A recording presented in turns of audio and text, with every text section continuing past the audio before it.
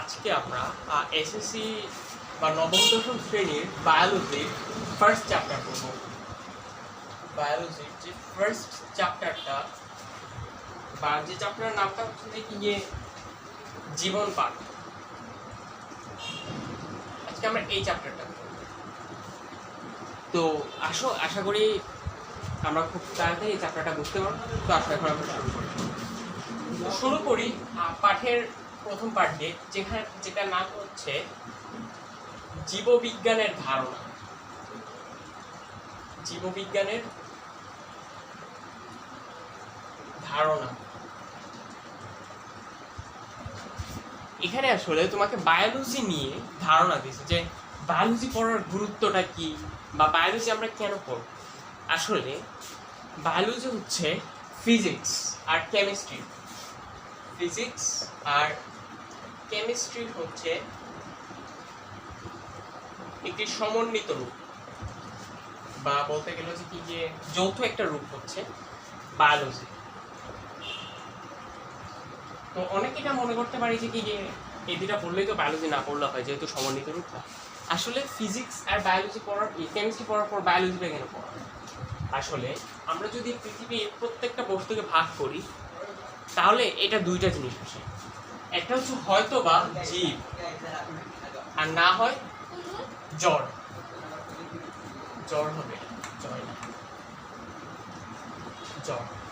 কিন্তু বায়োলজি বলে যে জীব ও জড় ছাড়া এই পৃথিবীতে আরেকটা বিষয় আছে, যেটা হচ্ছে জীব ও জড়ের মধ্যবর্তী স্থান। মানে এটার জীবও না আবার জড়ও না। অনেক সময় এটা জীবের মতো আচরণ করে এবং অনেক সময় এটা জড়ের মতো আচরণ করে। তো যার জন্য এটাকে আমরা যেহেতু দুটোটার মাঝে মানে দুইটার মাঝে কোথাও এটাকে ফেলতে পারি না, তার জন্য এটা বায়োলজিটা আসলে বলতে গেলে যে কি উদ্ভব ঘটে। তো বায়োলজি জন্য এই জন্য হচ্ছে বায়োলজির প্রয়োজন।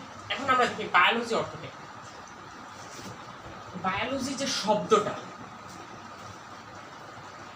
বায়োলজি যে শব্দটা এটা একটা ইংলিশ শব্দ, কিন্তু এই শব্দটা আসছে গ্রিক থেকে, যার অর্থ হচ্ছে বায়োস আর লোগোস থেকে। বায়োস মানে হচ্ছে যে কি গিয়ে তোমার জীবন, আর লোগোস মানে হচ্ছে জ্ঞান, অর্থাৎ জীবনের জ্ঞান, জীবন জ্ঞান। আর সেখান থেকে শর্ট করে আসছে তোমার বায়োলজি। তো আসলে বায়োলজি নিয়ে যেখানে জীবন নিয়ে যে আলোচনা করা হয়, একটা জীবের যে জীবনটা নিয়ে, সেটা হচ্ছে বায়োলজি।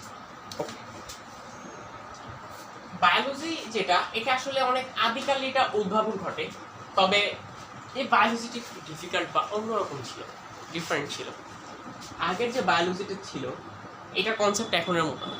এখনকার যে বায়োলজি, এটাতে তোমার বোটানি থাকে, তারপর যে কি জুলজি থাকে, তারপর বিভিন্ন জিনিস নিয়ে আলোচনা করা হয়।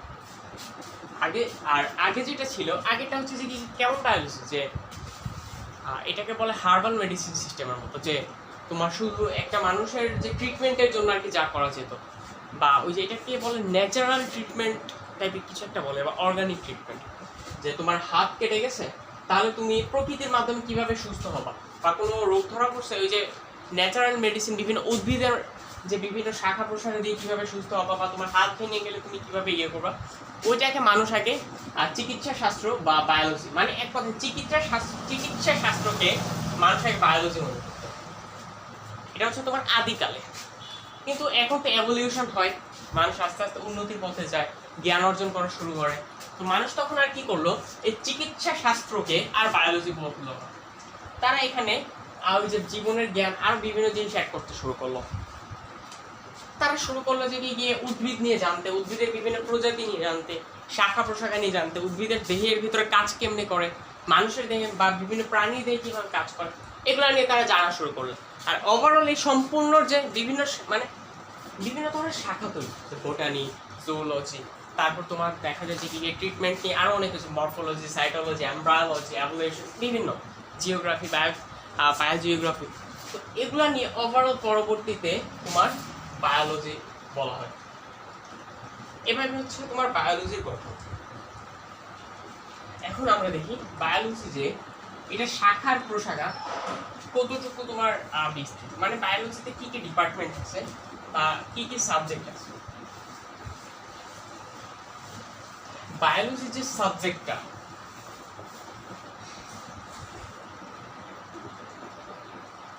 এটা তোমার, আমরা যদি ফিজিক্স কেমিস্ট্রি পড়ি তাহলে দেখবো যে প্রত্যেকটাকেই তোমার দুইটা ইয়েতে ভাগ করা হয়েছে, একটা হচ্ছে ভৌত আর একটা হচ্ছে ফলিত। ভৌত ও ফলিত, বা বলতে পারো থিওরিটিক্যাল আর প্র্যাকটিক্যাল। ভৌতটা কি? ভৌতটা হচ্ছে যে কি তোমার যেখানে তোমার থিওরিটিক্যাল যে আলোচনাগুলো যদি বেশি হয়। আর তোমার ফলিতটা কি? ফলিতটা হচ্ছে তোমার যেখানে থিওরিটিক্যাল থেকে প্র্যাকটিক্যাল বা এক্সপেরিমেন্টাল বেশি। বায়োলজি হচ্ছে, বায়োলজিকে দুইটা ভাগে ভাগ করা হচ্ছে, ভৌত বিজ্ঞান আর হচ্ছে যে কি গিয়ে ভৌত জীববিজ্ঞান আর ফলিত জীববিজ্ঞান। তো আসো আমরা ভৌত জীববিজ্ঞানের ইয়েগুলো দেখি।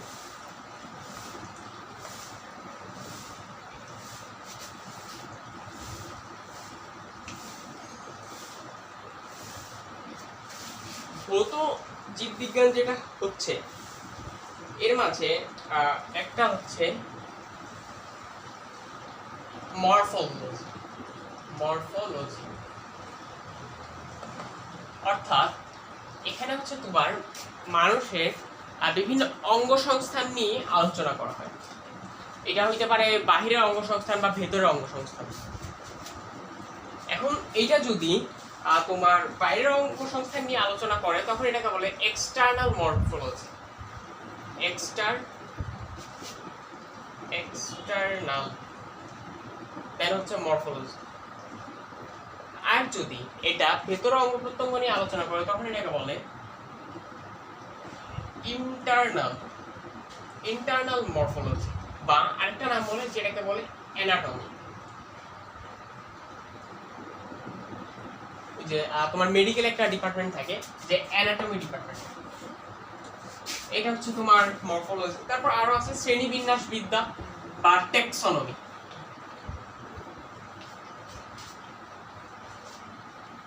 তারপর আছে তোমার টেক্সোনমি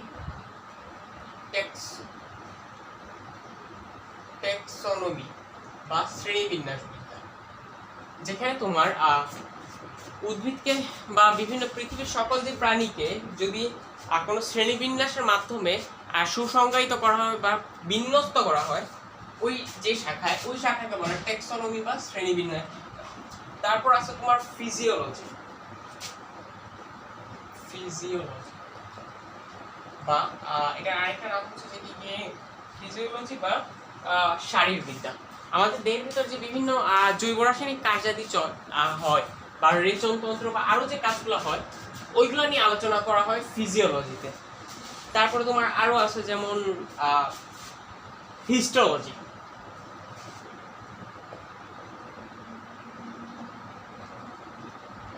হিস্টোলজিতে তোমার আমাদের দেহে যে বিভিন্ন ধরনের টিস্যু থাকে না, এই টিস্যু সমূহের গঠন, আচরণ ইত্যাদি নিয়ে আলোচনা করা হয়।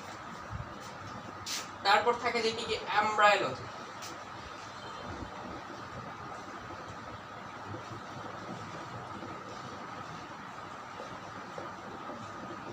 এমব্রায়োলজি বা ভ্রূণবিদ্যা।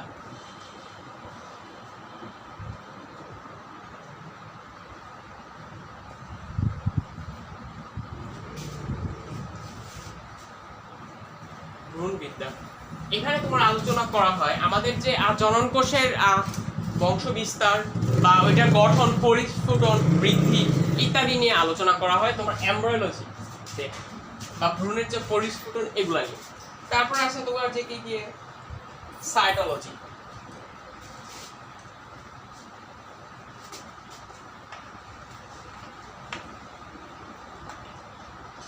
তারপর আছে সাইটোলজি।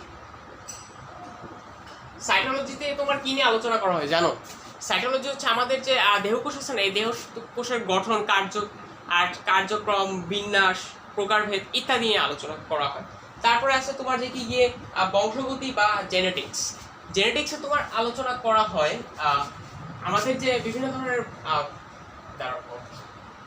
আমাদের যে বংশবিস্তার বা বংশগতির ধারা নিয়ে এখানে আলোচনা করা হয়। তারপর আছে এভলিউশন বা বিবর্তন। এখানে ওই যে তোমার পৃথিবীতে যে প্রাণের বিবর্তনের ইতিহাস ইত্যাদি নিয়ে এখানে আলোচনা করা হয়। তারপর আছে তোমার ইকোলজি, পরিবেশের সাথে প্রাণের যে একটা সম্পর্ক আছে না বা বন্ডিংটা, এটা হচ্ছে ইকোলজি নিয়ে আলোচনা করা হয়। তারপর আছে তোমার এন্ডোক্রাইনোলজি,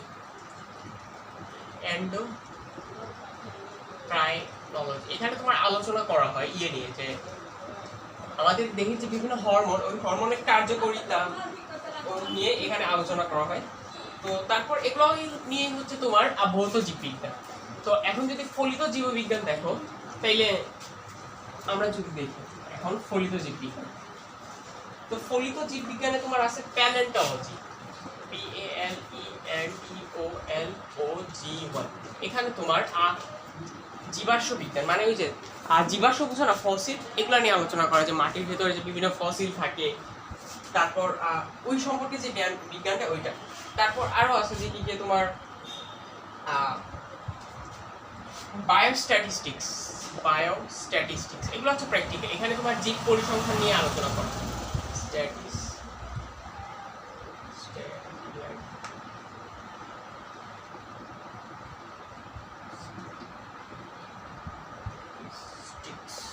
আলোচনা করা হয়। তারপরে আরো আছে যে কি মৎস্যবিদ্যা বিজ্ঞান বা ফিশারি, এখানে তোমার মাছ উৎপাদন, মাছের ইয়ে নিয়ে আলোচনা করা হয়। তারপরে আছে তোমার এন্টোমোলজি বা কীটতত্ত্ব। এখানে তোমার আলোচনা করা হয় যে বিভিন্ন ধরনের যে পোকামাকড় আছে, এদের কিভাবে তোমার কীটনাশক বা এদের বংশ বিস্তার কিভাবে এদের ধ্বংস করা যায়, নিয়ন্ত্রণ করা যায়, এগুলো নিয়ে লেখা, বা এদের উপকারিতা অপকারিতা, ক্ষয়ক্ষতি দমন ইত্যাদি। তারপর আছে অণুজীব বিজ্ঞান, এখানে ভাইরাস, ব্যাকটেরিয়া ইত্যাদি নিয়ে আলোচনা করা হয়। তারপর আছে তোমার পরজীবী বিদ্যায় তোমার যে পরজীবগুলো আছে না, তোমার যেমন মশা টশা টাইপের বা আরো যেগুলো থাকে, এদের জীবন প্রণালী বা রোগ সম্পর্কিত এগুলো নিয়ে আলোচনা করা হয়। তারপর থাকে তোমার জিন প্রযুক্তি, মানে জিন নিয়ে যে প্রযুক্তিগুলো থাকে, জিন হচ্ছে যে আমাদের যে ক্রোমোজোমে যে জিনগুলো থাকে, বংশগতির একক, ওইটা নিয়ে আলোচনা করা হয়। তারপর আছে কৃষি বিজ্ঞান, তারপর আছে চিকিৎসা বিজ্ঞান, এগুলো দেখা যায় নাম শুনলে বোঝা যায়, প্রাণ রসায়ন বা বায়োকেমিস্ট্রি, জীব প্রযুক্তি, বনবিজ্ঞান, ফার্মেসি, এগুলো মানে নাম দেখে বোঝা যায় যে কি নিয়ে আলোচনা করা হয়। ওকে, তো আমরা এখন দেখি নেক্সটের পার্ট, যে জীবের শ্রেণীবিন্যাস।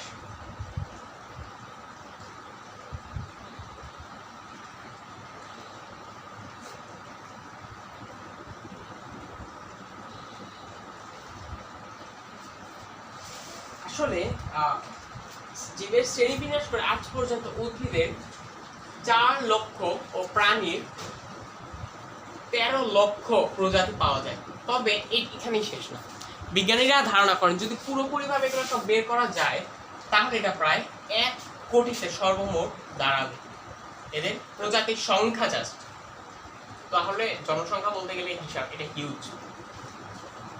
আচ্ছা, এখন আমরা দেখি শ্রেণীবিন্যাস নিয়ে। আসলে শ্রেণীবিন্যাস বিদ্যা নিয়ে প্রথম যে কনসেপ্টটা দেন, তার নাম হচ্ছে সুইডিশ বিজ্ঞানী ক্যারোলাস লিনিয়াস। যিনি আপসালা ইউনিভার্সিটিতে পড়াশোনা করেন এবং তার জন্ম হচ্ছে সুইডেনে 1735 সালে। 1735 সালে তিনি আসলে প্রাণী জগৎ ও উদ্ভিদ জগৎকে নিয়ে সুবিন্যস্ত জ্ঞান অর্জনের জন্য শ্রেণীবিন্যাস বিদ্যা বা এই শ্রেণীবিন্যাসটা করে। আর এইভাবে শ্রেণীবিন্যাস ছাড়া যদি আমরা এদের সম্পর্কে জ্ঞান অর্জন করতে যাই, এটা হিউজ টাফ। ওকে, এখন আমরা দেখি শ্রেণীবিন্যাসটা নিয়ে। আসলে ক্যারোলাস লিনিয়াস তিনি সম্পূর্ণ জীব জগৎটাকে 2টা ভাগে ভাগ করছে, যেটা আমরা ছোটবেলায় পেয়েছিলাম। একটা হচ্ছে জীব,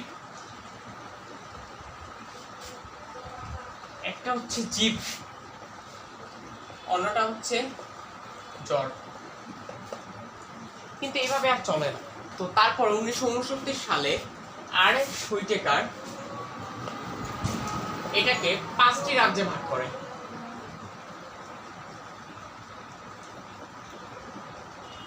5টি রাজ্যে ভাগ করে।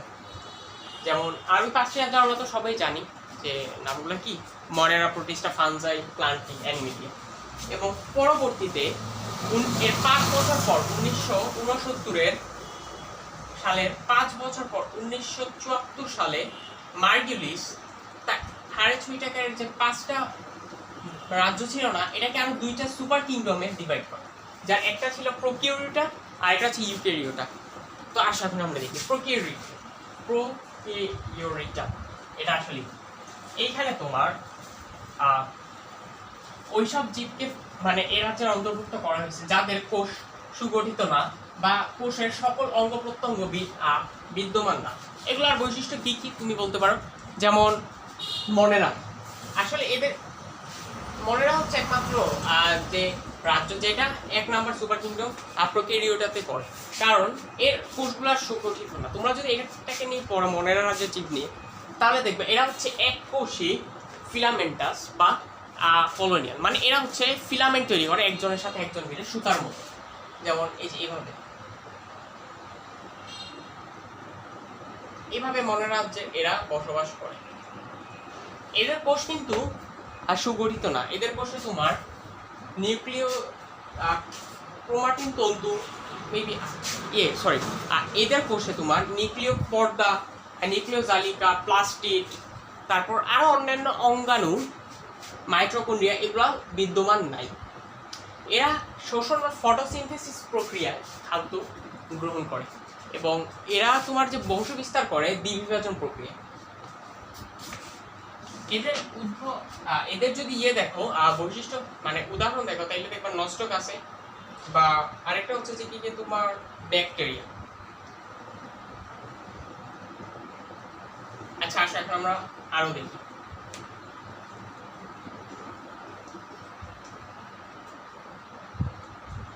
তারপরে আছে তোমার সুপার কিংডম ইউক্যারিওটা। এদের কোষ আছে না সুগঠিত, এদের কোষে ক্রোমোজোম, নিউক্লিয়াস, নিউক্লিয় পর্দা, নিউক্লিওলাস, এন্ডোপ্লাজমিক রেটিকুলাম বা এন্ডোপ্লাজমিক জালিকা, মাইটোকন্ড্রিয়া, প্লাস্টিড সব কিছু বিদ্যমান আছে। তো এদের যদি দেখো তাহলে এরা এককোষী বা বহুকোষী হইতে পারে। এরা তোমার কলোনিয়াল বা বলতে গেলে দলবদ্ধ হয়ে বসবাস করতেও পারে আবার নাও করতে পারে। তারপর হচ্ছে যে কি এরা হচ্ছে যে কি তোমার খাদ্য শোষণ বা ফটোসিনথেটিক মানে সালোক সংশ্লেষণ প্রক্রিয়ায় করে। আর এদের কোষ বিভাজন হয় মাইটোসিসের মাধ্যমে, মাইটোসিস বা অযৌন প্রজনন। অযৌন প্রজনন মানে দ্বিবিভাজন প্রক্রিয়ায় করতে পারে, বা কনজুগেশন মাধ্যমে, কনজুগেশন। আবার এদের যৌন প্রজনন হয় 2টি গ্যামেটের মিলনের মাধ্যমে ভ্রূণথলিতে। তো আসো এখন আমরা দেখি ফানজাই। ফানজাই যে রাজ্যে এগুলো দেখতে অনেকটা উদ্ভিদের সাথে বৈশিষ্ট্য। এরা আসলে বেশিরভাগই থাকে স্থলজ মানে মাটিতে থাকে, আর মৃতজীবী বা পরজীবী। তো এদের যে বৈশিষ্ট্যগুলো হচ্ছে যে এদের দেহ এককোষী অথবা মাইসেলিয়াম দ্বারা গঠিত, মানে সরু সুতার মতো। আর হচ্ছে যে কি এদের নিউক্লিয়াস সুগঠিত থাকে, কোষ প্রাচীর কাইটিন বস্তু দিয়ে গঠিত। কাইটিন,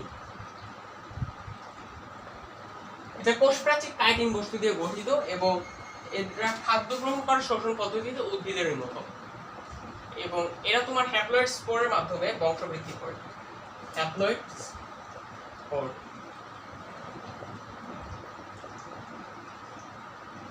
এদের উদাহরণ হচ্ছে তোমার মাশরুম, ইস্ট, এগুলো তোমরা জানো আশা করি। এখন আমরা দেখি প্লান্টি। প্লান্টি নিয়ে তো কিছু বলার নেই, এটা তো আমরা সবাই জানি উদ্ভিদ নিয়ে, তাও আমি একবার বলে দিই শর্টে। এরা হচ্ছে যে কি সালোক সংশ্লেষণ করে খাদ্য উৎপাদন করে। এরা 2টি গ্যামেটের মাধ্যমে মিলনের মাধ্যমে বংশ বিস্তার করে এটি। আর কিছু বলতে গেলে এরা হচ্ছে অ্যানাইসোগেমাস বা স্ত্রী জননাঙ্গ বিশিষ্ট উদ্ভিদ, বা এদেরকে আর্কিগোনিয়া বা আর্কোগোনিয়াম বলে। প্লান্টি 2 ধরনের হয়, ট্রাইকোফাইটা ও ব্রায়োফাইটা, অর্থাৎ প্রাণী সংবহনতন্ত্র বিশিষ্ট বা পানি সংবহনতন্ত্র বিহীন। আচ্ছা এখন আমরা দেখি ফাইনাল যেটা অ্যানিমেলিয়া। অ্যানিমেলিয়া নিয়ে আর কি বলবো, এটা তো সবাই জানি, আর শর্টলি আরেকবার বলা যায়। অ্যানিমিলিয়া হচ্ছে এরা হচ্ছে পরভূতি, মানে এরা নিজেরা খাদ্য তৈরি করতে পারে না, যার জন্য এদেরকে বলা হয় যে কি হেটারোট্রফিক।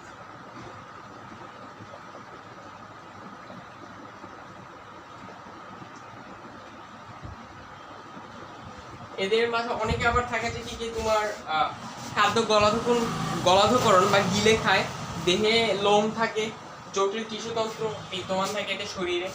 তারপর হচ্ছে যে কি গিয়ে এরা যৌন জনন প্রক্রিয়ায় বংশ বিস্তার করে, তারপর মার সন্তান প্রসব করে, এগুলো।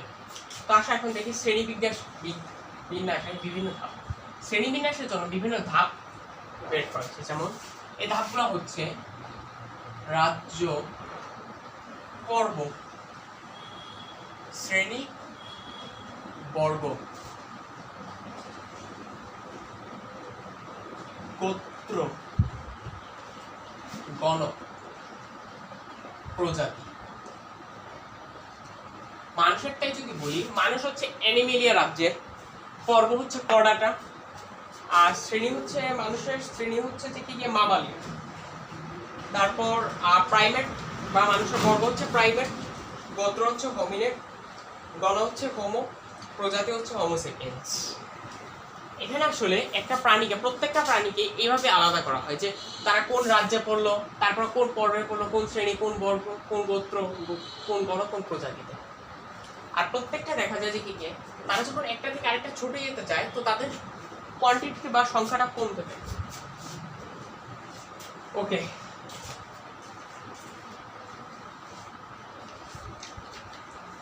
এখন আমরা দেখি দ্বিপদ নামকরণটা বা পদ্ধতিটা।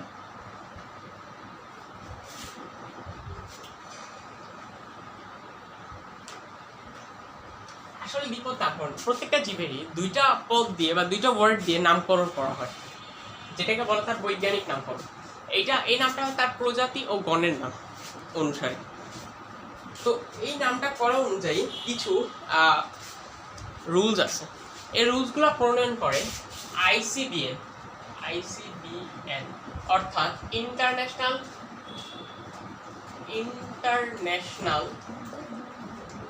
Code of botanical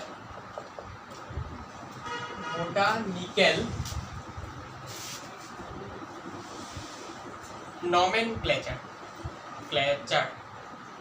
O ICZN international code of zoological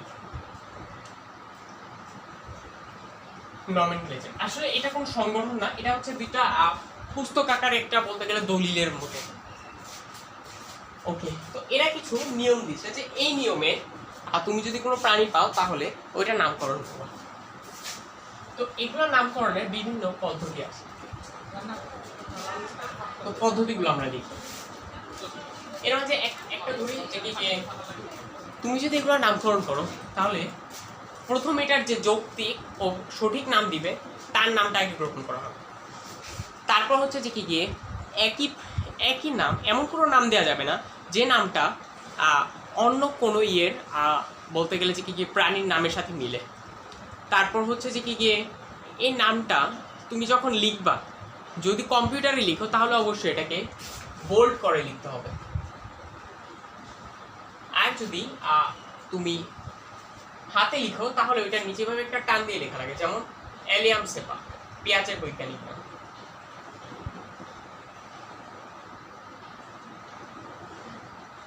তারপর এগুলো যখন তুমি লিখবা, এগুলো ইতালিক অক্ষরে লেখা হবে। সরি, বোল্ড না, এটা বোল্ড না, এটা ইতালিতে লেখা লাগে, ইটালিক।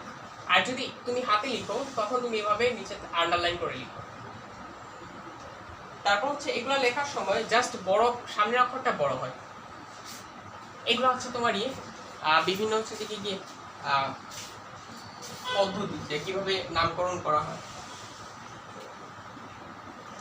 তারপর আরেকটা আছে, যে বৈজ্ঞানিক নামটা দিবে ওই নামটা লেখার পর তার নামের প্রথম অক্ষর দিয়ে তার বলতে গেলে যে কি ওই নাম প্রণয়নের সালটা লেখা লাগে। মনে করো এই নামটা আমি দিলাম, তো আমার তো ফার্স্ট অক্ষর হচ্ছে যে কি আছে, তো আমি ওয়াই দিলাম, তারপরে আমি মনে করো নামটা বের করলাম 2014 সালে, 2014 এইভাবে লেখা হয়। তো এটা হচ্ছে বিভিন্ন নামকরণ পদ্ধতি।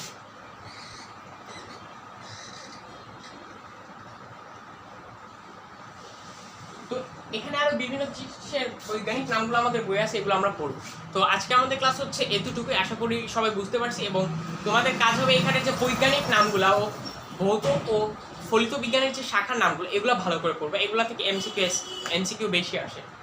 আর আজকে এতটুকুই, তোমরা বাসায় এমসিকিউ এসকিউ সিকিউ প্র্যাকটিস করবে। যদি কোনো প্রবলেম